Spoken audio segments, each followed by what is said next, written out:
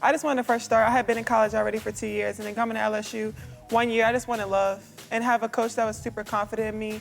And being able to have a coach that was confident in me in 1 year and to embrace me and be who I am. And I am unapologetically Angel, and that's who I am, and they embrace that.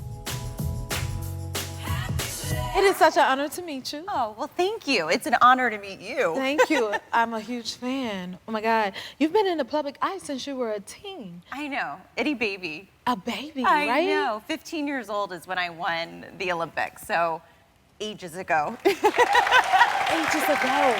And you've kept your infertility a secret? I did. We went through a long 5-year journey, and it was so difficult because I experienced so much pregnancy loss along the way, and then going through IVF and trying to get back more embryos to try pregnancy again. And it really was like this mystery that just never ended, and it was so isolating, and I felt so alone, and I had all of these feelings that I didn't know if they were normal or if other people were experiencing it, because you just don't hear these stories as much. You hear about IVF or infertility, but you don't really know what the day-to-day life is, especially when it goes on for half a decade. So finally, I just got tired of keeping it to myself, and it felt like a secret, especially when I was doing my day job. You know, obviously my family and inner circle knew, but not everyone else. And I've been in the public eye and I've shared so much that we eventually just decided, my husband and I self-published this podcast and said, let's just tell our story and let's talk about all these emotions that come along with this life of trying to build a family. And we did that, and we talked about our surrogacy journey, because if you listen to the podcast, it was like a mystery. Every year there was something, and we finally found the reason why I wasn't able to hold the pregnancies, and we used a surrogate with one of our embryos, and now we have a baby girl. Now you have a baby girl. Yeah.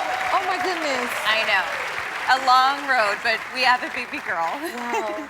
And how old is she now? She is gonna be 7 weeks. 7 weeks? Yes. Congratulations. I know, she's so precious. I can't believe it. It really is, it's shocking. Every day I wake up and it's just this surreal feeling that it actually happened. It's happened and you deserve it. Aww. Georgie is her name, right? Georgie Winter. Georgie Winter. Yes. Do you think she'll get into ice skating like her mom? So, you know, people ask me this, but I feel like that's a lot of pressure. No, I can understand. I feel like that's a lot. So maybe I'll take her to the rink, and then if she wants to skate, I guess I'll have to skate with her. But hopefully she finds something of her own that doesn't have to follow in mom's footsteps. Her Halloween costume was awful cute. Can we see it? Well, that was her newborn photo. That's the newborn photo. I know. See, I'm like, oh, she's not gonna skate, but we have her in skates, and But then for Halloween, it was incredible. One of my friends in the skating world made a duplicate outfit. Look at her Brad smiling. Grippies. Yes. I don't know. Yes. This is so precious. I'm so happy so for cute? you. I'm so happy for you. How did you know you wanted to start playing basketball? I knew around the 7th grade. I really just started as a late bloomer in the basketball world. At first, you know, I didn't want to play basketball. I wanted to do ballet. I wanted to be the tallest cheerleader ever. Wow. I just felt like basketball was a boy masculine sport, but I fell in love with it in the 8th grade. Seeing my name on an article, I was just playing just because it was fun, and just seeing that in itself just meant a lot to me, and it made me like just want to be the best, you know. I just wanted to be #1 in the state, and I just kept working at it each and every day, and it came to fruition. It came to fruition, and y'all are killing it. What about you, Cameron? For me, I would say it was kind of the same thing. I wanted to be a girly girl. I wanted to be the black sheep of my family. My mom played, my dad played. Yep, that's me. That's an interesting photo.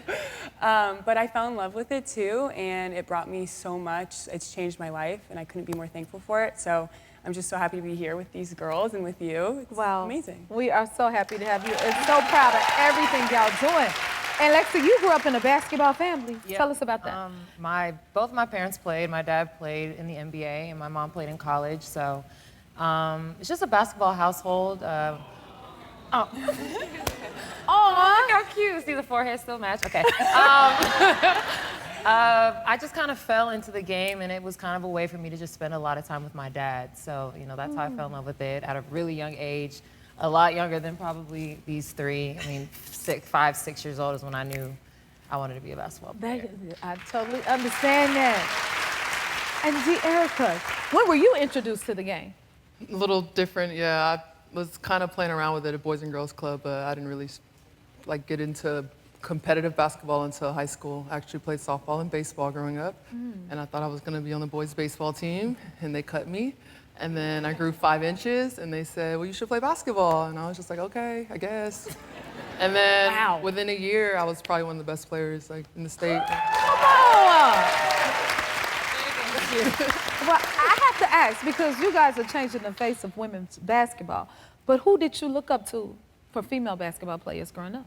I personally looked up to Candace Parker. Candace Parker, wow. That's a good one. I would say Candace Parker, yes, because she just retired. Yes. Shout out Candace. I would also say Brianna Stewart. Lisa Leslie is a huge one for me. She played for Sparks. Love Lisa. I mean, there's just so many. Yeah, for me, Christy Tolliver. I don't know if you guys are familiar, but she went to Maryland.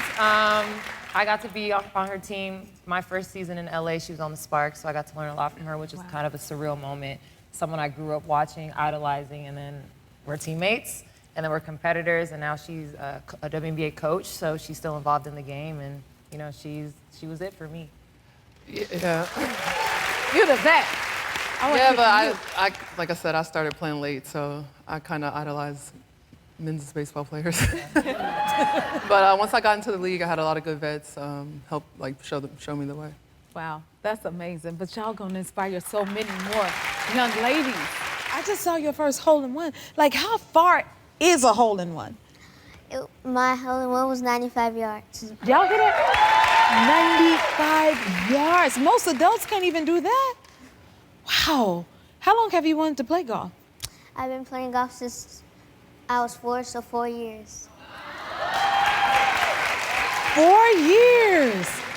Oh my goodness. How adorable is that? What is it like for you? What is your favorite thing about playing golf? My favorite thing about playing golf is that I get to travel the world and I get to travel with my family. That is amazing.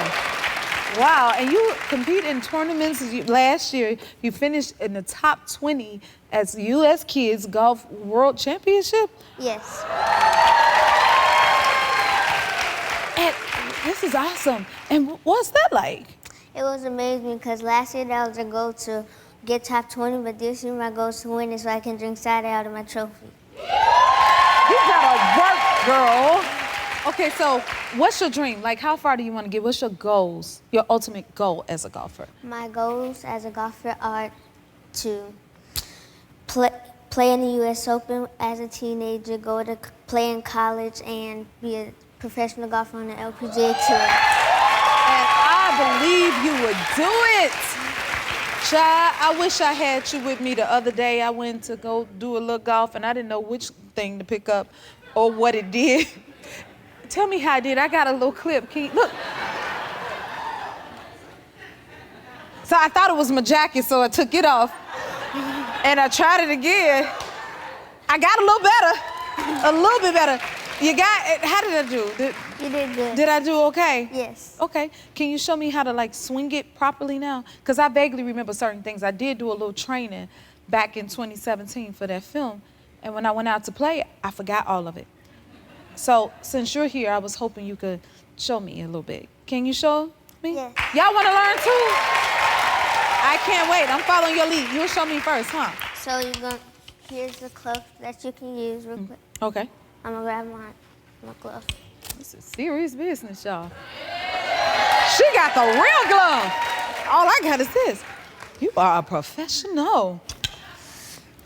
So first you're gonna grip it. The left hand goes on the top and the right hand goes on the bottom. Like this? Yes. And then we're gonna go over here.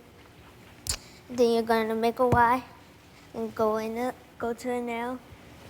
Then a Y. Oh. And then an L. So you stop in the middle?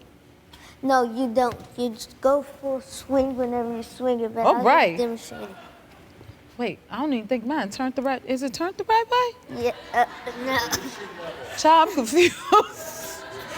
Okay, so wait, my left hand is on the top. Yes. So if I'm going this way, I gotta do that. Yes. Is that close? Yes. Now, can you show me how you do it first? I got Yeah. the right. And then here go, I brought some friendly little balls right here.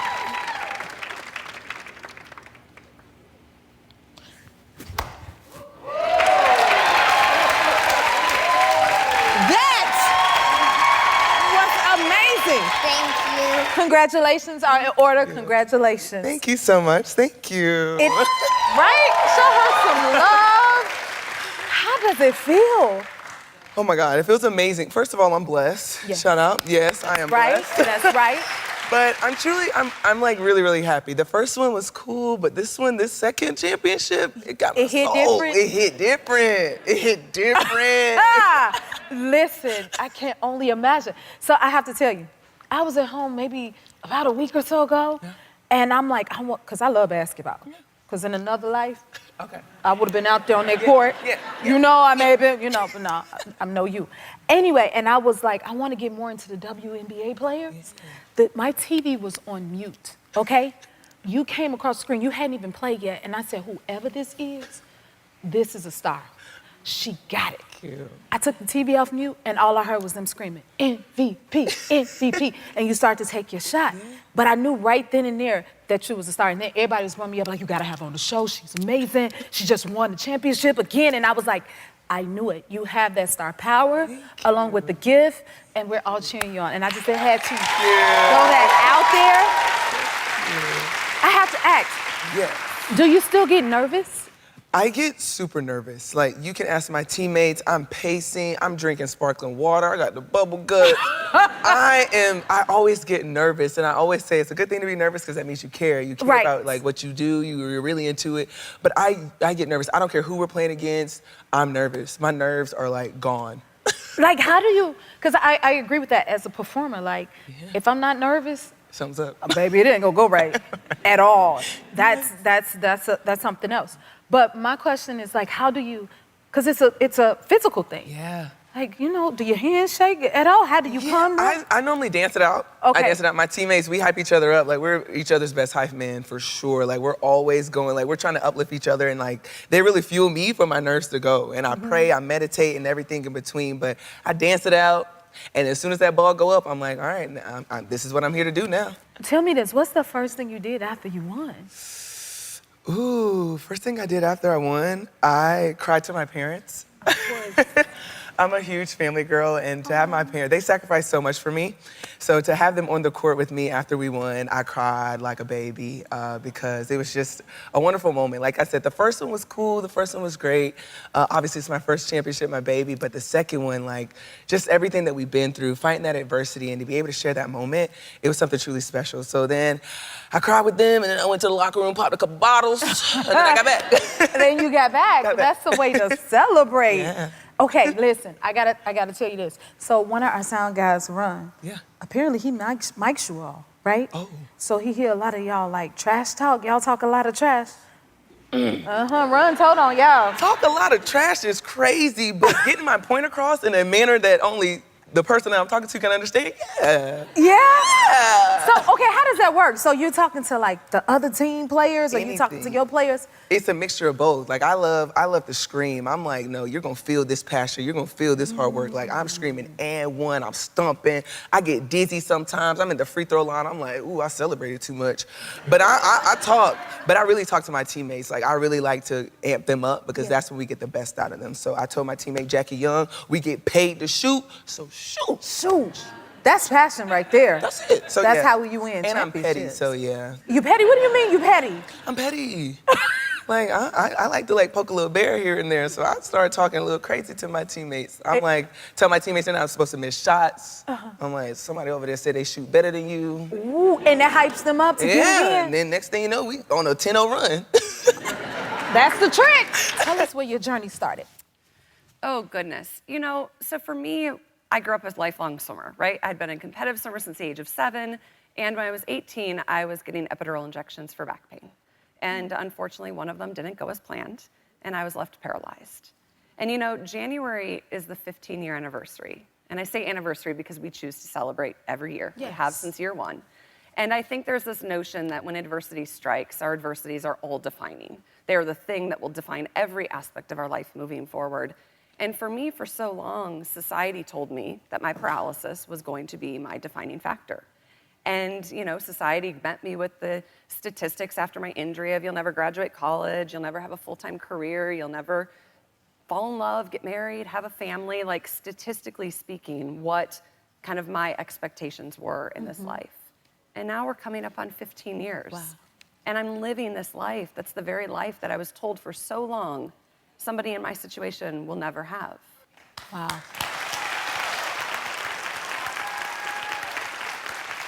Did you ever think that you would swim again after being paralyzed?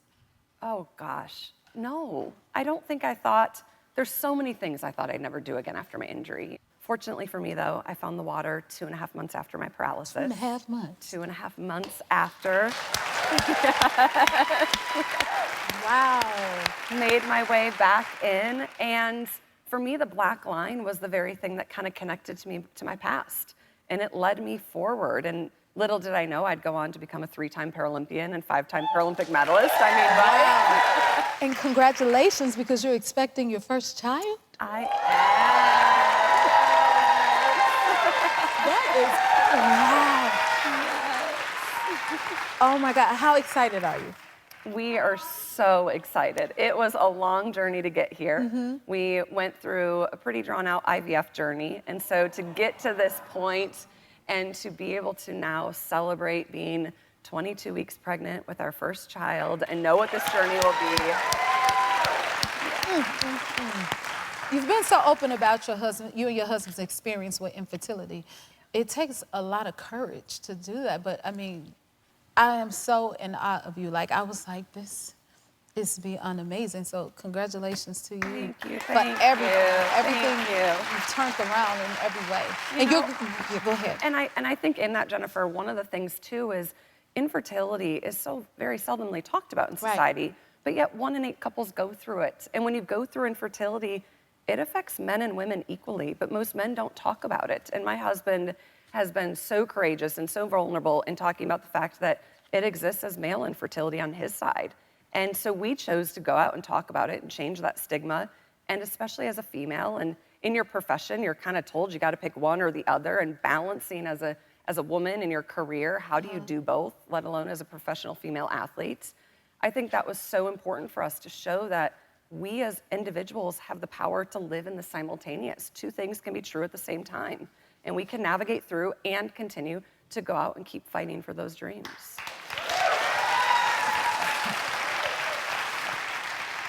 I think you're such a superhero. Shiro, let me correct myself. Okay, you're going to compete in December while pregnant. I am, yes. I am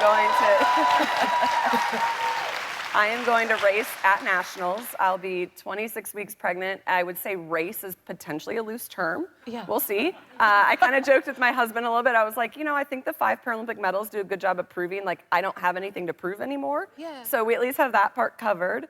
But I think it'll be so special to do what I love most with little one. And at the same time, too, I think there's an element of sport has the power to transcend, right? It has the power to make a statement and showcase what's possible.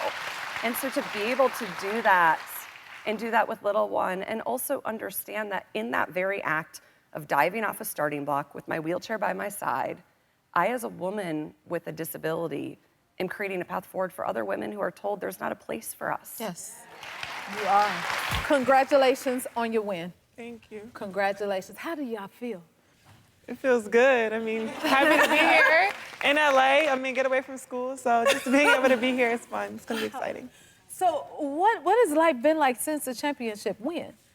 Life has been crazy. I mean, it's great. I mean, I love that we won the national championship for Baton Rouge and being able to go home, but we can't go out how we used to be able to go out. Even just to the grocery store, we got to have security, even going to class and stuff. It's been crazy, but we embrace it. I mean, we love the fans and everybody that has embraced us and showed us love. Like, it's super busy. It's busy?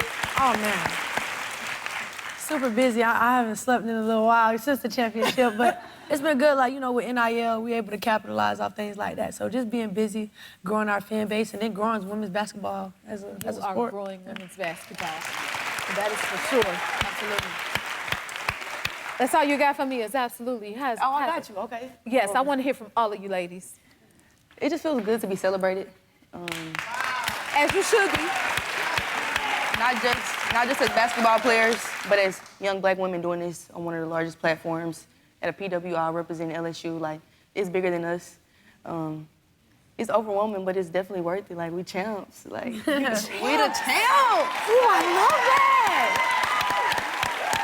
We the champs. Yes, love that title. So, when you grew up having this dream, and now you're in the middle of it, or the beginning of it, did you ever think that you would, look, like y'all are leveling up women's basketball, like you're the faces of that? When I transferred to LSU, it was just for a fresh start. I just wanted a fresh start. I had been in college already for 2 years, and then coming to LSU 1 year, I just wanted love and have a coach that was super confident in me. And being able to have a coach that was confident in me in 1 year and to embrace me and be who I am. And I am unapologetically Angel, and that's who I am, and they embrace that. So I didn't have the thought of winning a championship. Like, I wanted to win a championship, but I just wanted happiness. And then to get all of this was just topped it off. Like, yeah. The icing on the cake, ain't it? Oh my God. So you've been able to take the moment in since the win, and I mean, it hit at like random times. You'd be like, wow, I'm a national champ. Like, oh my God. But like, I just love hearing you say that. You feel me? Like, it's just like so much love. Like, you start realizing what you did. Like, it was bigger than a basketball game. You know what I'm saying? I mean, we got the ring, but like, it was bigger than that. We impacted it on different levels. So that's how you feel it. Can you explain what the Grand Prix competition is? Yes, so the Grand Prix series is a series of 6 competitions. The first one is Skate America, it's always the first one. And then you have Skate Canada, which is the one that I went to. And then after that, you have the one in France, and then you have, it's usually in China, but they put it in Great Britain this year. And then you have NHK, which is the next one that I go to, so I'm super excited. And then... And then after that, you have Finland, and then all of those competitions, you get sent to 2, and you have to try and qualify for the final, which is in Italy. Nice. That is amazing. And I see you wearing your lovely medal. Yes. Can I see it? Yes, of course. I'll take it off so you can get get a closer look, because it's glass, so it's kind of hard to see. Is it heavy? A little bit. This is Not too beautiful. heavy. Thank you. Oh, let me hold it up. Y'all see this? Y'all see this? You want me to hold it right here? Oh my God, this is so nice. It's amazing to sit next to greatness when I like saw this. it was glass, I was like, oh no. And then I gave it to my mom, and she took it home, and I will look to it through a glass. Nice. I will admire it, and that is so try not beautiful. to mess it up, yes. Okay, so you're the first African American to place in the competition. How does that feel? Oh man, it's amazing. I can't even put into words. I was watching the screen after I finished, because there was still competitors after me, and I was like, I'm still in second. I was like texting my coach. I was like, I'm still in second, and there's like 2 people left, and I'm still in second. And then after, I was like, I think I'm gonna place.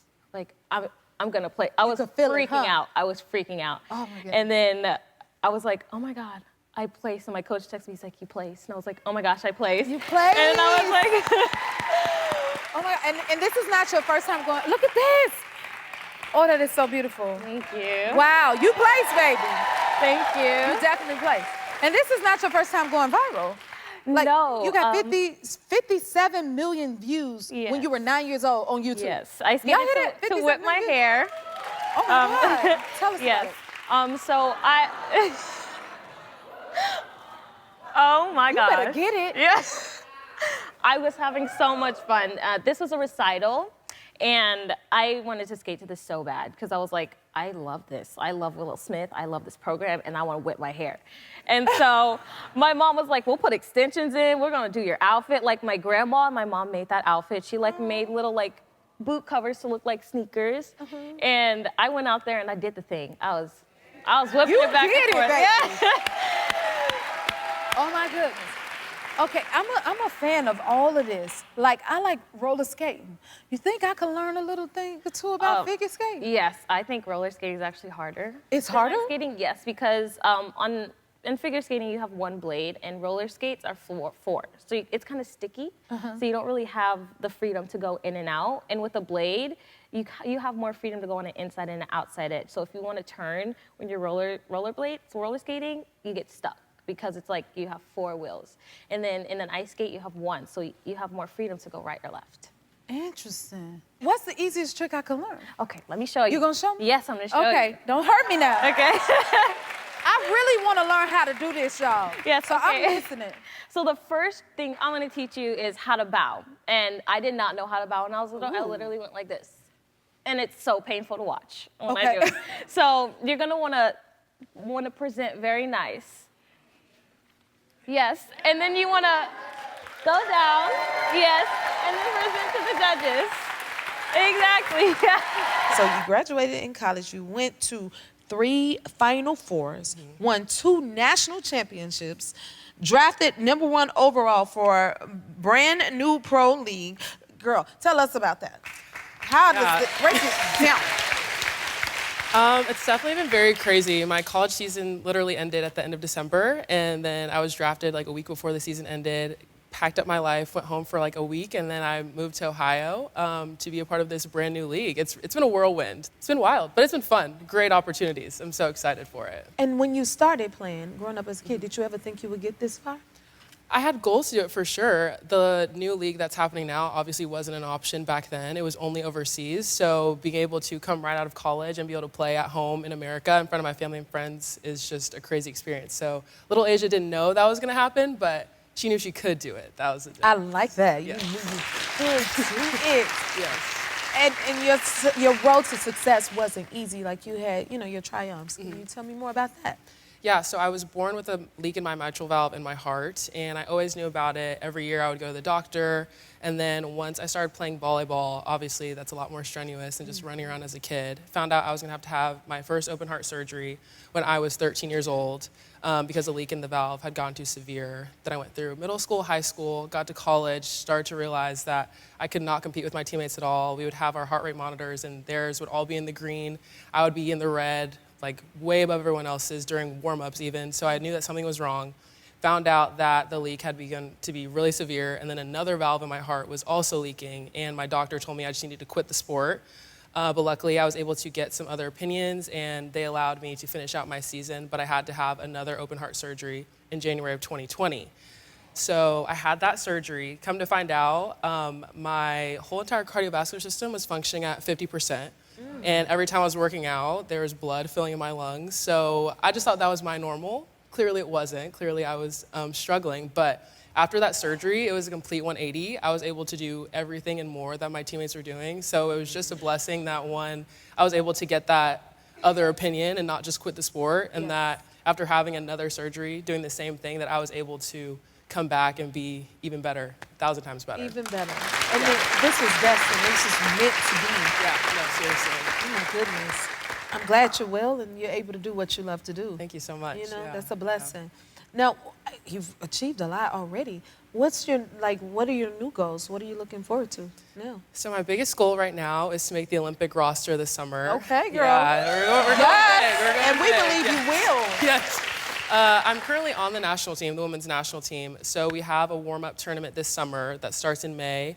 And basically from that warm-up tournament, they choose the final roster of 12. So there's about 21 girls right now, and it's going to cut in half, basically. So fingers crossed, everybody, that I make that roster, and I will be in Paris. I know you will. So the first thing we're going to do is passing. That's the first contact of the ball in the play. So passing. So what you're going to do is you're going to start with your arms out forward. You're going to make like a triangle shape, and then you're just going to bring your thumbs together. And then what you want to try to do is straighten your arms as much as possible, and the ball's going to hit like right here. Oh, there? Yeah. So you're going to bend your knees a little bit when you do it, and just... Like that? Yes, we don't want to go too far back, because then the ball's going to go to your face. We don't want that. We don't want that. So I'm just going to toss you this ball. I'm passing to you, Dave. You can pass it right here. You can pass it to him, wherever your heart desires. Okay. Okay. I'm Bend your knees a little bit. Oh, bend my knees. Yes, I'm going to toss it to you. Ready? I'm ready. Okay. Uh-oh. That was good. That was good? First one, yeah. can bend a little more. Okay. Bend your legs a little more. So it's in the knees or it's in Yeah. the... So you're gonna swing your arms a little bit, not too much, but you really just wanna like... That ball hard. Okay. It's hard. It hurt me. Okay. And you want your arms to face where you want the ball to go. Ouch. Okay. So, I'm yeah. ready. You're doing great. You're doing great. Elbows together. Oh. So you don't, yeah. And okay, ready? Okay. Okay. 1, 2, 3. Ow. Oh, that was good. That was better. Yes, yes, that was great. Okay. Last time, third time's a charm. Okay. This is perfect. Am I in the right spot though? Yeah. Because I want the ball to go over. Well, in the real game too, the setter would be right here. So you're passing it right to the setter. So you're doing a great job. It doesn't even need to go all the way over there. Oh, Great. the person on my Yeah, the side. person would be right here. Yeah, yeah. Oh. You're doing great. Perfect, actually. Okay, Okay, let's try elbows again. together. Oh, wait, Yes. my knees, elbows. Yes, okay, ready? You're doing great. I'm really impressed. Okay. Okay, 1, 2, 3. Oh, that was great. That was awesome. Oh my Perfect. goodness. Okay, what about serving? Okay, we're gonna serve now. So, there's a little footwork involved in serving, but it's Footwork? nothing crazy. Yeah. Oh, so Lord. really, I'm gonna give you this ball. Okay. Okay. I'm gonna take this ball. So you're right-handed, right? Yes, yes. Okay. I'm right-handed. So you're gonna start with the ball in your left hand. Uh-huh. And all you're gonna do is you're gonna have your right arm up in a little bow and arrow, okay? And you're gonna toss the ball and step at the same time with your left foot. I need to see you do And then you're gonna serve. So Let me see really, you do it. you're just gonna go like this. That's all you have to do. Just a little step. She make it look A little so step. easy. A little step. A little step. So, Out like this. bow and arrow. As you step with your left foot, you're gonna toss the ball at As the I- same time. Okay, where am I stepping with the left foot? Like, just like that. Okay. Just to get some momentum. And then you're Okay. gonna hit the ball right here. Okay. Okay, 1, Here 2, we go. 3. You got it. Oh! I did. You're an athlete. You're an I'm an athlete. Yes, yes. I just gotta know, how does it feel to be the most decorated? Tell me that is amazing. It feels really great. It feels amazing. You know, it's been such an incredible ride and journey. Yeah? Oh, she's so modest. I love it. now I see, and I'm not gonna be modest about it because I got one of your medals right here. You can wear it. Go. Now I got along with my EGOT, I got a whole medal. Oh, you look good in gold. Oh my goodness, do I? You look good in gold. You look good in gold. They're very heavy, like way heavier than you would think. Yeah? It's a lot on your neck. Wow. And I have to ask one more question. Where do you keep them all?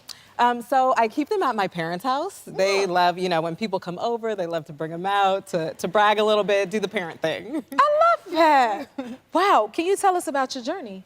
Oh man, it's been an incredible ride, a beautiful journey, you know, lots of ups and downs, you know, lots of low moments, but incredible high moments. I always say you have to be a little bit crazy to be an Olympian because every 4 years you get 21 seconds for, in my case, I run the 200 meters, to be able to, you know, put what you've been working on display. Wow. So sometimes you get it right, sometimes you don't. You have to wait, you know, another 4 years, but I'm so grateful for all the games I've been to. Wow. Wow. Tell me, when did you realize you had a gift for running? I mean, I've always been athletic, but I think in school, you know, I started racing the boys and I started winning a lot and I really liked it. Yes. Like, let's keep doing this. And you beat all the boys, I'm sure. I did beat the boys. About how your sponsors, you know, react to you at being a mom. Yeah, when I was pregnant, I went through a really hard time. I wasn't supported in the way that I hoped that I would have been. And my renegotiation contracts started off at 70% less than what I had been making before. And I was asking for maternal protection, so time to be able to recover after having a baby. And I ended up speaking on what was happening along with other teammates of mine. And I parted ways with the company that I was with. Wow. But after we spoke out, you know, they did change their policy and things did become different. You see those bumps in the road to do it. Yeah. Tell everyone about your company. So after I went through that whole ordeal, I was so frustrated because I felt like I had accomplished so many of my goals, but I still didn't have a footwear sponsor. And I was training for my 5th Olympics. And so my brother looked at me and he's like, well, what if we just did this ourselves? And I'm like create a shoe company? And the more I sat with it, I was like, yes, like we can create change ourselves instead of asking somebody else to do it. So we created Seish. So we created Seish, and it's a lifestyle brand for women, and our first product has been a lifestyle sneaker. And we make shoes that are designed to fit the form of the female foot. And we learned that shoes haven't been made for women. Right. A shoe is made off of a mold that has been a mold of a man's foot to make women's sneakers. So we thought that was crazy. Right. And so our shoes are different. They're designed for and by women, and I'm so excited to do that. Oh, I'm getting me some of them shoes. We already got some coming your way. Yes. Oh, I cannot wait. Of course. What do you want little girls to take away from your story? I hope that they know that, you know, they have to stand up for what they believe, that nobody can put limits on them. They can do whatever, you know, they desire to, and you just gotta be a fighter sometimes. Yes. Yes. Wow. What do you want your legacy to be? I really hope my legacy is one that I've helped women, you know, that I've advocated for them. I've really tried after becoming a mother, you know, to do more, to support more. So I know that women are capable, and just because we start families, that doesn't mean that, you know, that chapter is over. And so Thank you for that. I agree with that wholeheartedly. Thank you for that. Thank you for everything that you are doing and how you're inspiring the girls and making a way and room for women and mothers. Please, thank you for coming, and please come back. Of course. We would love to have you back. You have a lot of titles. I was like, oh my God. I mean, you have a lot of titles. I don't know. I think you might have more than me. I don't know. I was like, oh my God, look at this. That is amazing. Congratulations on all your success, and thank you for being here. I appreciate it. Thank you. Okay, so I heard you love the holidays just as much as me. I do. You do? I mean, my family is not as into it as I am. I may be a little over the top, but it's okay. A compromise. The tree went up right after Thanksgiving, like the day after, like immediately in the car, go get it, and it's up. But I had some lights on before Thanksgiving, so. Is this your tree? That is my tree in my onesie, yep. I love that. Oh my God. We did a good job. My whole family actually helped. I mean, not all of them helped, but they tried. So y'all like decorate all together? Yeah, it was like a fun tradition. It's like we were kids, but we're older. You're older.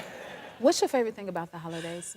It's cheery. It's cheery? And merry and joyful. And forget all your problems for like a second. Yes. Yes. I love that. I love that because I'm the same way. Talk about the challenges you face with depression. I mean, I think a lot of people didn't really understand the concept of, you know, how can you be an Olympic champion and have depression. I've been talking about it for like 10 years, and, you know, Naomi Osaka and Simone Biles are all talking about it now, but back then it was like, well, that's impossible for you to have that, you know, and like, they just didn't understand it, and it was hard to be at the top, and then you go back to your hotel room and you're completely alone, and it's very isolating, actually, and I struggled with it since I was 18 years old, and you know, I've found ways to take care of myself, and I think that's also one thing that I found writing the book is, you know, different ways of understanding myself, taking care of myself, and I really believe that mental health is just as important as physical health, and they both have, you saying they're all tied together. That is so important. So true.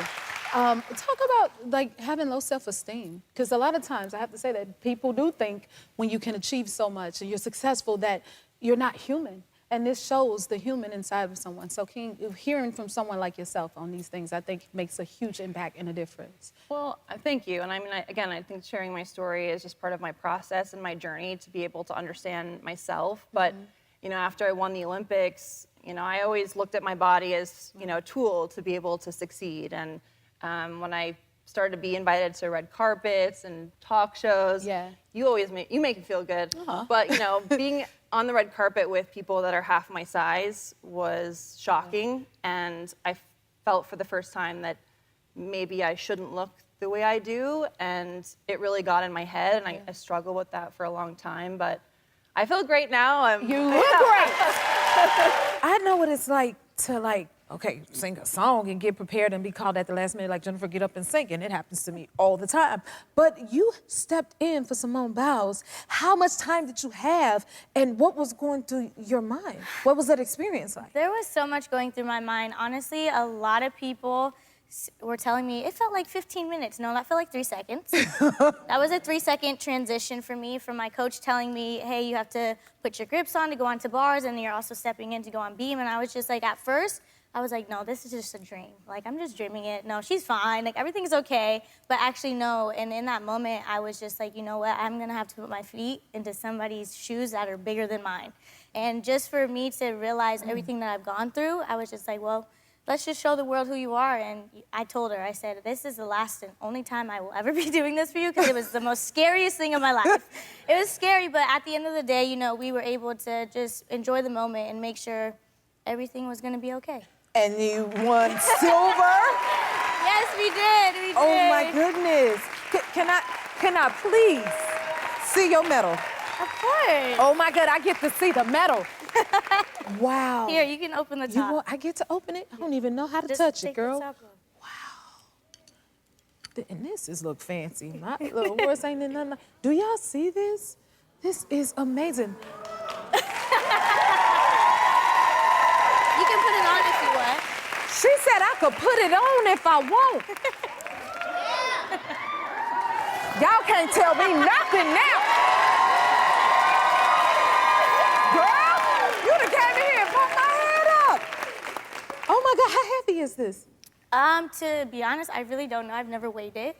But wearing it after we had put it on and then we had to do like all of our interviews and everything, I was like, my neck is gonna be sore for the next 3 days because it's like all the weight. But at the end of the day, the reason why I tell people like our silver isn't just our silver. We went through so much just to win our silver. Yes. And you know, like when I look at it, I always tell people, this is my shield of like all the aches and pains I've gone through, everything that was just, you know, thrown at me different ways. And I kind of, you know, resemble it as a song. Everything kind of just is like thrown into pieces, right? Before it's the final thing. And so that's kind of how I see my medal. My So goodness. in my eyes, it's a gold. It is a gold.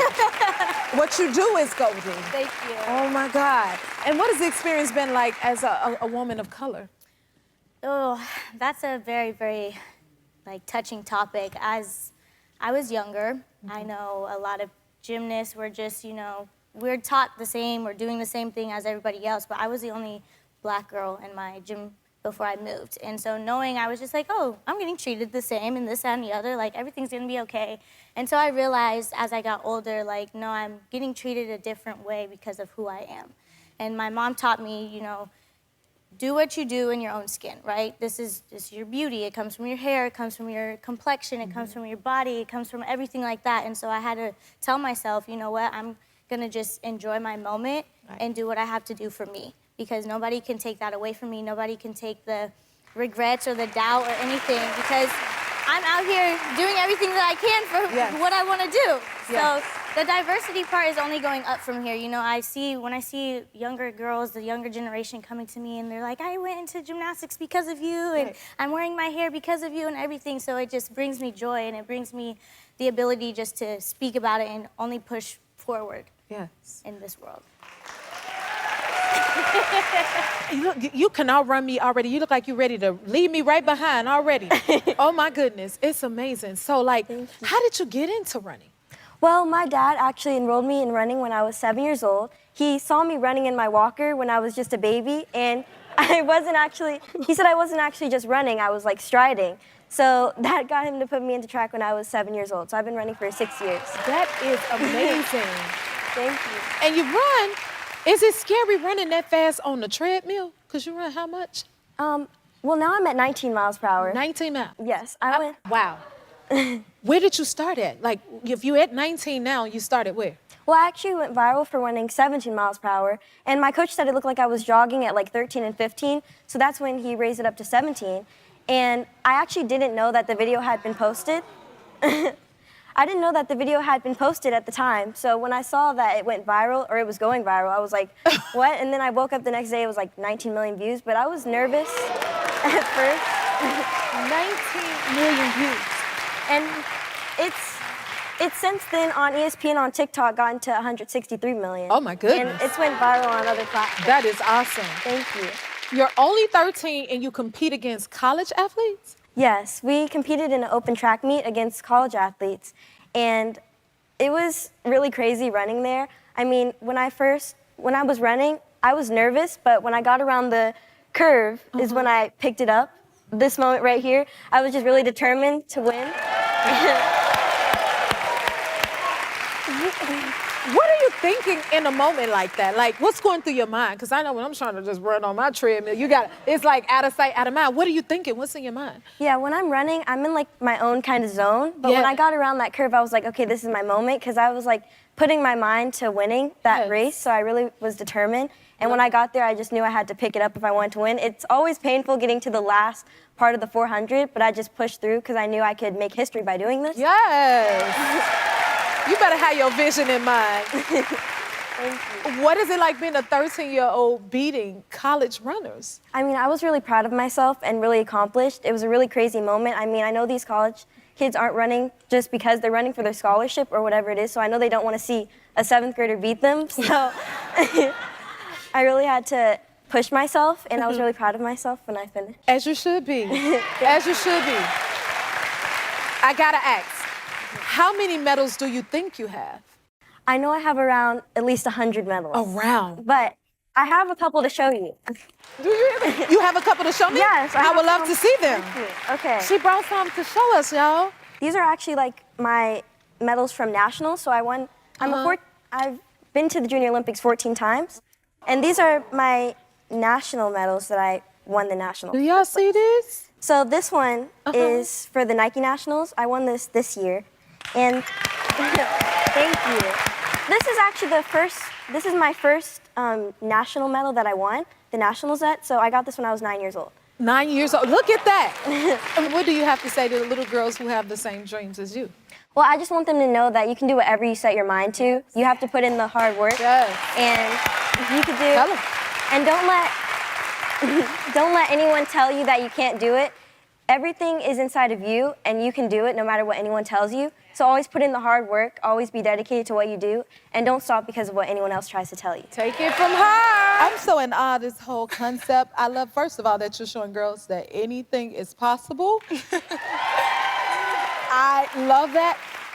Tell me, when did you first start playing football? So I was 6 years old, and my brother and my cousins, they played football for like 3 years, and I'd sat at all their practices and games and watched them. And you know, one day I just told my mom, I was like, I kind of want to play football. And she's like, okay. And we started looking for flag football leagues, and you know, they didn't have anything for my age. So I just told her, I was like, okay, we'll just play tackle football. And they're like, are you sure? And I was like, I'm sure. I promise I'm sure. And they're like, okay, but are you sure? You're sure? Yeah. And I was like, yes, I'm 100% sure. And you know, it's been going on now for like 8 seasons, and I don't remember a time when I wasn't. 8 seasons. That is so amazing. Okay. I can tell you're very serious about your craft. It's amazing. What is it like being the only girl on the team? So, you know, I think a big assumption is that maybe I'm just a kicker, like we don't do all the same drills and everything. But yeah, no, they're very inclusive. It's definitely like you're expected to lift, you're expected to be at all the practices. It's a lot of hours, a lot of time, but you know, it's 100% just, they don't see me any differently. It's absolutely like you're just part of the team, you're a teammate, they want to see me succeed the same thing as I want to see them succeed. And I don't think that there's ever been a feeling of I'm differentiated from the rest of them. It's always like, if you're gonna be here, you're expected to do the same things, you're expected to participate. If we're running, you're running. It's like, if we're doing scout, you're doing scout. If we're running plays, it's like, you better know them, you know? It's no different, is the biggest thing I'd say. Do you think, have you noticed that you've inspired any of the other girls from your school to want to play?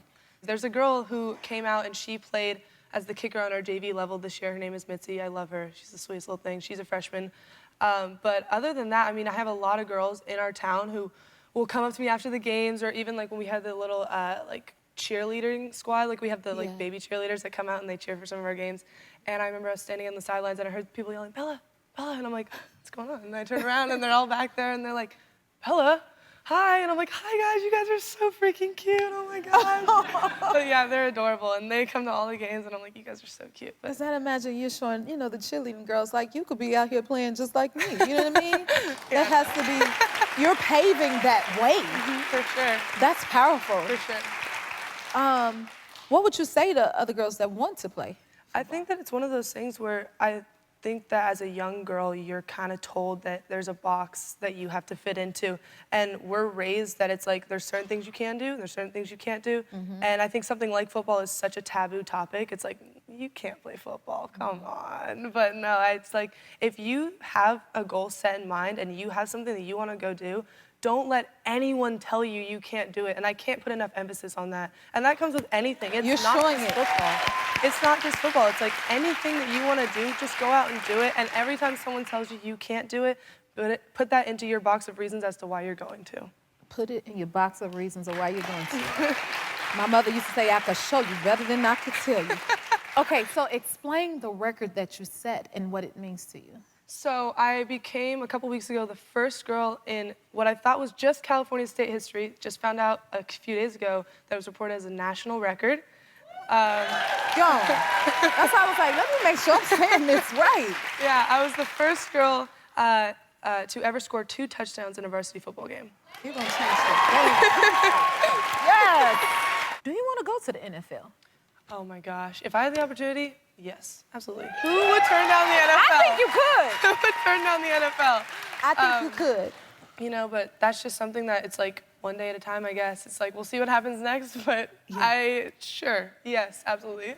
Since you're such an amazing player, the Chargers want to give you 2 tickets to an upcoming game. So we want to send you to a game. Maybe you could get out there on the field and play. Oh. Merry Christmas. Thank you. If you like this video, smash that like button and subscribe to the Jennifer Hudson Show YouTube channel. Check your local listings or visit jenniferhudsonshow.com to see when you can watch full episodes in your area. And don't forget to sign up for the newsletter. Happy